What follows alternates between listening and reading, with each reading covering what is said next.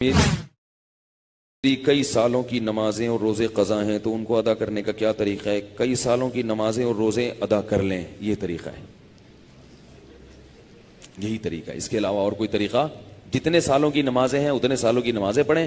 نماز پڑھنے کا طریقہ یہ ہوگا کہ جب آپ فجر پڑھ رہے ہیں تو آپ یہ نیت کریں گے کہ میرے ذمے فجر کی جتنی نمازیں قضا ہیں ان میں جو نماز سب سے پہلے نمبر پہ آتی ہے میں وہ پڑھ رہا ہوں یا پڑھ رہی ہوں، ٹھیک ہے نا؟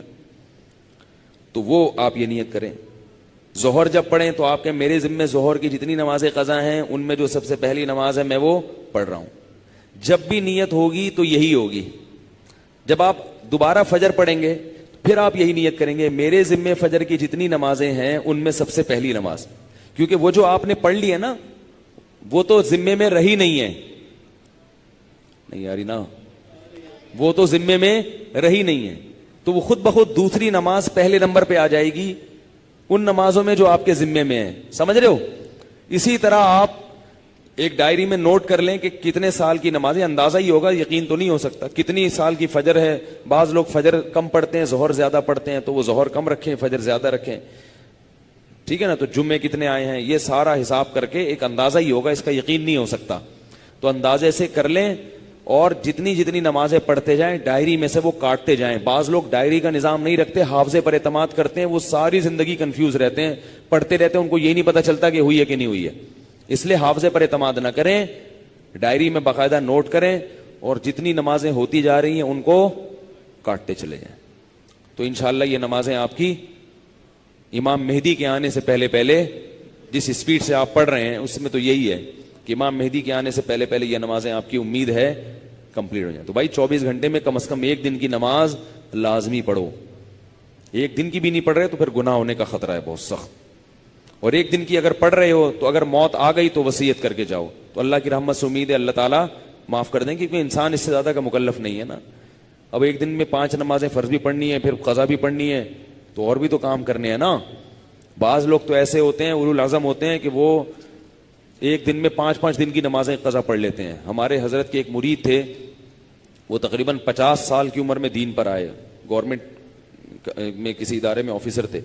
50 سال کی عمر میں جب آئے ہیں تو ایسا انقلاب آیا ان میں کہ انہوں نے 50 سال کی عمر میں عالم بھی بنے، وہ حافظ بھی بنے، اور میرا خیال ہے کتنے 40-50 سال کی قضائے عمری انہوں نے ایک سال میں نمٹا لی۔ ہم جب بھی جاتے تھے ہر وقت نماز پڑھ رہے ہوتے تھے یا تلاوت کر رہے ہوتے تھے اور مدرسے میں پڑھ بھی رہے ہوتے تھے، ایسا ٹائم کو مینج کیا انہوں نے۔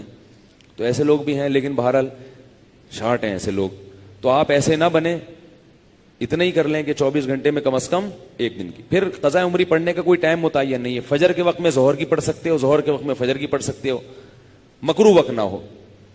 مکروہ وقت جو سورج نکلتے ہوئے، زوال کے وقت اور سورج غروب ہوتے ہوئے، فجر کے بعد بھی پڑھ سکتے ہیں، عصر کے بعد بھی پڑھ سکتے ہیں قضا، فجر اور عصر کے بعد نوافل تو نہیں پڑھ سکتے مگر قضاء عمری پڑھ سکتے ہو۔ وطر بھی پڑھنے پڑیں گے، احناف کے ہاں وطر کی نماز کیا ہے؟ واجب ہے۔ اس پہ دلائل کیا ہے؟ یہ کیونکہ آج کل کلپ ایسے آ رہے ہیں کوئی واجب کچھ نہیں ہوتا اور یہ سنت موقدہ کچھ نہیں ہوتا، یہ بھی آ رہے ہیں کلپ مارکیٹ میں، تو وہ نہیں، فجر کی سنتیں نہیں پڑھیں، بس فرائض پڑھیں گے، فرائض پڑھیں اور وطر پڑھیں، ٹھیک ہے نا؟ اور فرائض میں یہ آسانی ہے کہ تیسری اور چوتھی رکعت میں اگر کچھ نہ بھی پڑھیں تو بھی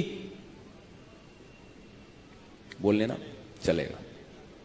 فرض کی تیسری رکعت میں 3 دفعہ سبحان ربی الاعلی کہنے کی بقدر کھڑے رہیں تو بھی نماز ہو جائے گی، ٹھیک ہے نا؟